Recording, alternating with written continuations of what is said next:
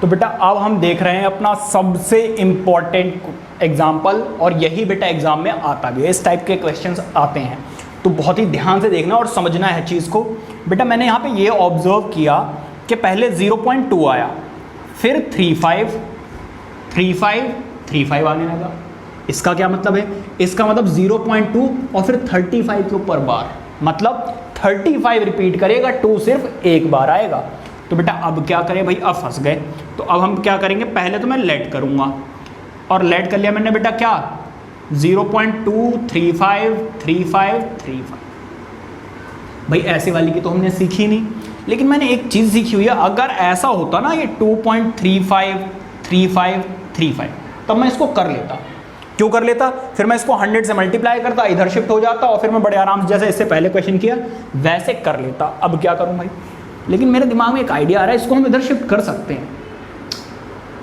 अगर मैं 10 से मल्टीप्लाई कर दूं तो काम बन सकता है। तो बेटा मैं पहले क्या कर रहा हूं, मल्टीप्लाइंग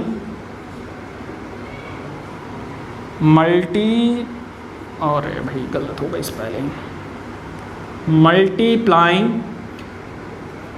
फर्स्ट इक्वेशन, ये फर्स्ट इक्वेशन है, बाय 10 बोथ साइड्स।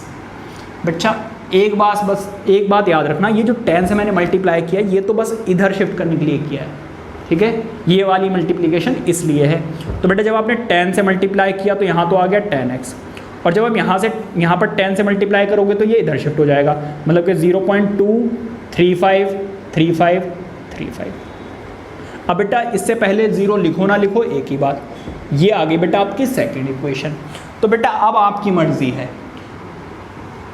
अब आपकी बेटा एक ये मर्जी है कि बेटा अब इसको आप फर्स्ट इक्वेशन ना मानकर आप इसको मान के करोगे, ठीक है। इसको थोड़ी देर के लिए भूल जाओ, आप ये समझ जाओ कि आपको ये वाला क्वेश्चन मिला है, ठीक है, क्योंकि इस वाले क्वेश्चन को पहले हमने इसलिए ऐसा कन्वर्ट किया क्योंकि ऐसी वाली कैलकुलेशन हमने सीखी हुई है। तो बेटा अब देखो, इसको भूल जाओ, ये आपकी वैसे तो सेकंड इक्वेशन है, लेकिन आप ये मान लो कि आपने क्वेश्चन शुरू ही यहीं से किया है, ठीक है। तो बेटा आप देखो डेसिमल के बाद कितने नंबर्स रिपीट हो रहे हैं, 2 नंबर्स रिपीट हो रहे हैं। तो बेटा अब मैं इस इक्वेशन में मल्टीप्लाइंग सेकंड इक्वेशन बाय 100। अब बेटा मैं सेकंड इक्वेशन को 100 से इसलिए मल्टीप्लाई कर रहा हूं ताकि ये डेसिमल इधर आ जाए, ठीक है भाई। अब बेटा जब आप 100 से मल्टीप्लाई करोगे, देखो इस इक्वेशन में मल्टीप्लाई किया आपने तो 10x तो ऑलरेडी था, इसमें आपने 100 से और मल्टीप्लाई कर दी, इधर भी आपने 100 से मल्टीप्लाई कर दी, ठीक है। तो बेटा यहां पर तो आ गया 1000 और ये डेसिमल हो गया इधर शिफ्ट, मतलब 235.35 तो बेटा मेरा जितनी बार मन करेगा उतनी बार लिखूंगा।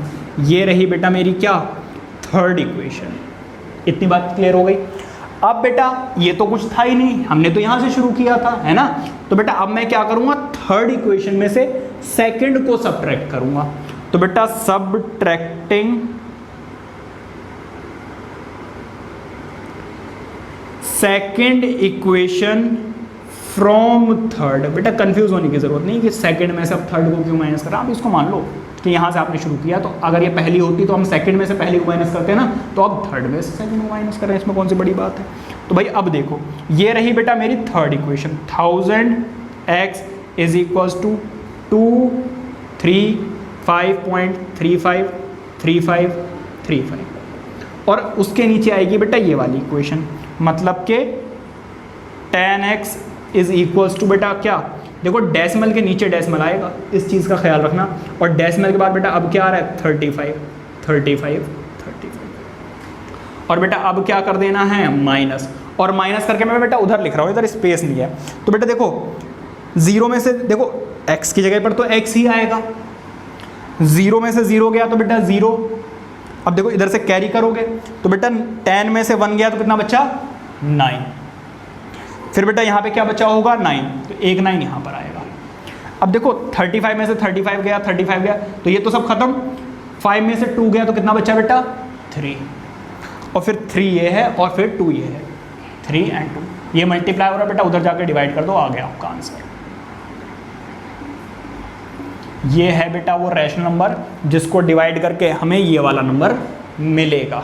ठीक है, तो आई होप का आपको समझ में आ गया होगा। और बेटा इसको मार्क भी कर लो, mark this question as an important one. ठीक है।